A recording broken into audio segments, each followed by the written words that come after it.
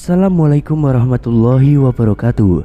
Kembali lagi di channel Nasihat Kehidupan Misteri. Pada video kali ini saya akan membahas tentang pesan terakhir Prabu Siliwangi untuk Indonesia. Kisah dan sejarah di Nusantara dari tokoh terdahulu ternyata sudah menggambarkan apa yang akan terjadi di zaman yang akan mendatang. Percaya atau tidak hal tersebut, tetapi banyak yang terbukti kebenarannya. Seperti halnya pesan terakhir Prabu Siliwangi yang memerintah kerajaan Sunda. Prabu Siliwangi berpesan pada warga Pajajaran yang ikut mundur pada waktu ia sebelum menghilang. Pesan terakhir Prabu Siliwangi selalu mengundang rasa penasaran, sebab amanat ini penuh dengan misteri. Banyak dari pesan yang disampaikan Prabu Siliwangi dirasa sangat relevan jika dikaitkan dengan keadaan zaman seperti saat ini.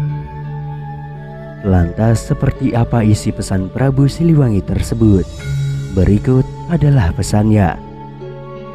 Perjalanan kita hanya sampai di sini hari ini.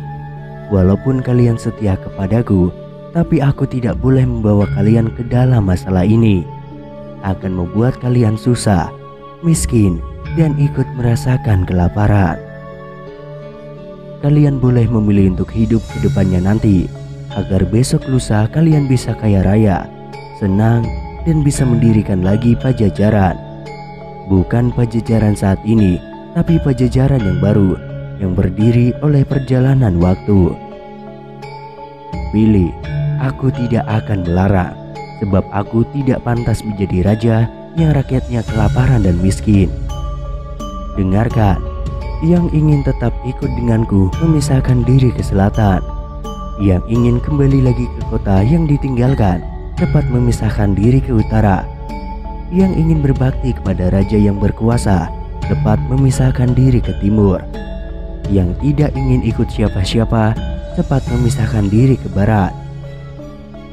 Dengarkan, kalian yang di timur harus tahu, kekuasaan akan turut dengan kalian dan keturunan kalian nanti yang akan memerintah saudara kalian dan orang lain. Tapi kalian harus ingat, nanti mereka akan memerintah dengan semena-mena.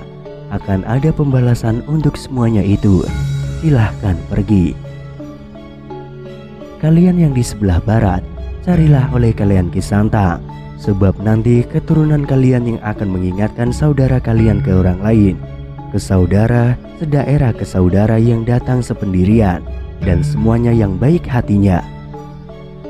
Suatu saat nanti, apabila tengah malam dari Gunung Halimun terdengar suara minta tolong, itu adalah tandanya semua keturunan kalian dipanggil oleh yang mau menikah di Lebak Cawene. Jangan sampai berlebihan, sebab nanti telaga akan banjir. Silahkan pergi, ingat jangan menoleh ke belakang. Kalian yang di sebelah utara, dengarkan, kota yang kalian datangi tidak akan pernah kalian temui. Hanya padang yang perlu diolah oleh keturunan kalian, tapi kebanyakan akan menjadi rakyat biasa. Adapun yang menjadi penguasa, tapi tidak mempunyai kekuasaan, suatu hari nanti akan kedatangan tamu. Banyak tamu dari jauh, tapi tamu yang menyusahkan. Waspadalah. Semua keturunan kalian akan aku kunjungi, tapi hanya pada waktu tertentu dan saat diperlukan. Aku akan datang lagi menolong, membantu yang susah, tapi hanya mereka yang bagus perangainya. Apabila aku datang, aku tidak akan terlihat. Aku berbicara tidak akan terdengar. Memang aku akan datang, tapi hanya untuk mereka yang baik hatinya. Mereka yang mengerti dan satu tujuan, yang mengerti tentang harum sejati, juga mempunyai jalan pikiran lurus, juga bagus tingkah lakunya. Ketika aku datang tidak berupa dan bersuara, tapi memberi ciri dengan wewangian. Semenjak hari itu, Pajajaran hilang dari alam nyata. Pajajaran tidak akan meninggalkan jejak selain nama untuk mereka yang berusaha menelusuri. Tapi suatu saat akan ada yang mencoba supaya yang hilang bisa ditemukan kembali.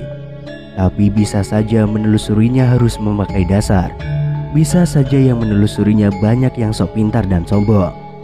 Suatu saat nanti akan banyak hal yang ditemui. Sebagian akan banyak dilarang oleh pemimpin pengganti. Ada yang berani terus menelusuri sambil melawan. Melawan sambil tertawa, dialah anak gembala. Rumahnya di belakang sungai, pintunya setinggi batu dan tertutupi pohon, handelem dan hanjuang. Apa yang dia gembalakan bukan kerbau, bukan domba, bukan pula harimau atau banteng, tetapi ranting pohon dan daun kering. Dia terus mencari, mengumpulkan semua yang dia temui. Tapi dia akan menemui banyak sejarah atau kejadian.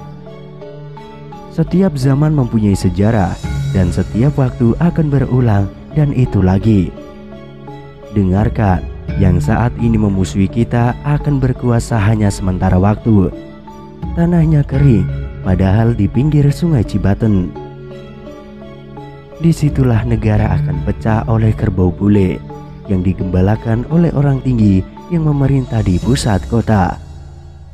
Semenjak itu, raja-raja dibelenggu dan orang kita hanya akan menjadi suruhan. Tapi kendali itu tidak terasa sebab semua dipenuhi, serba murah. Semenjak itu, pekerjaan dikuasai monyet. Suatu saat nanti, keturunan kita akan sadar. Tapi sadar seperti bangun dari mimpi. Dari yang hilang dulu sehingga banyak yang terbongkar, tapi banyak yang tertukar sejarahnya. Banyak yang dicuri bahkan dijual.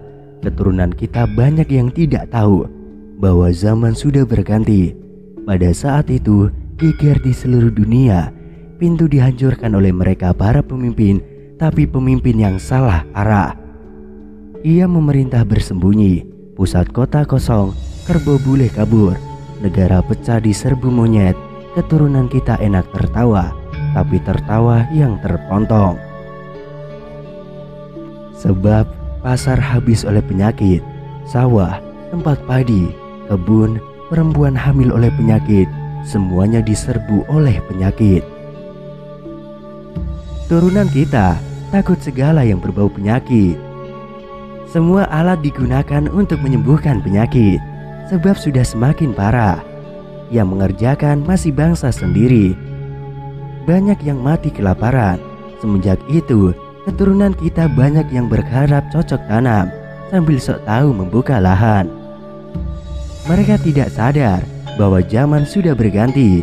Lalu sayup-sayup dari ujung gemuruh bulu menetaskan telur, riuh seluruh bumi.